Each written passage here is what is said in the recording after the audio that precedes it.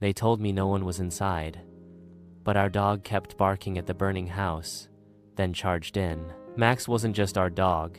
He was the kind of companion you never expect to lose.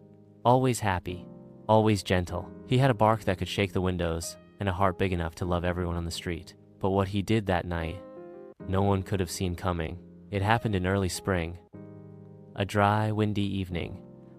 I was in the kitchen when I saw orange flickering through the blinds. I ran out and saw smoke pouring from the Thompson house across the street. People were already gathering, shouting.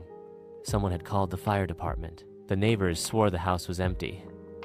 "They're out of town," someone yelled. "No one's inside." Max was beside me on the porch, ears pinned back, tail stiff. He stared at the flames. Then he growled. Not in fear, in warning. And before I could react, he took off. He shot across the yard, across the street, and through the smoke-filled doorway before I could grab him. "Max!" I screamed, running after him. The heat was unbearable. I could barely get close. The firefighters pulled up, took control. I begged them to go in after him. They told me they would, but time was running out. 5 minutes passed, then 10. No sign of Max. And then a scream, a child's scream. No one knew that little Ava, the Thompsons' daughter, had come home early from her friend's house. She had fallen asleep in the upstairs closet while playing hide and seek. Max found her. They said he was barking like mad, scraping at the closet door. When the firefighters reached him, he was blocking the flames from getting in, keeping Ava pressed against the corner, his body shielding her from the heat. They pulled her out.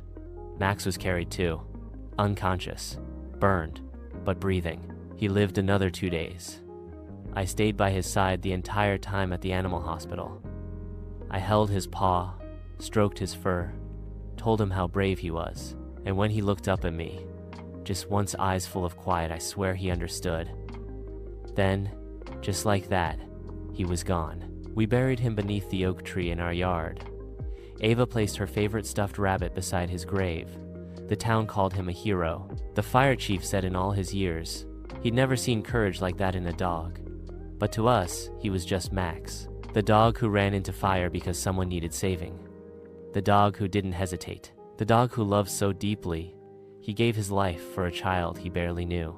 And now, every time I hear the wind in the trees, I wonder if maybe he's still standing watch. Because some hearts don't stop when they stop beating. Some hearts keep protecting us long after they're gone.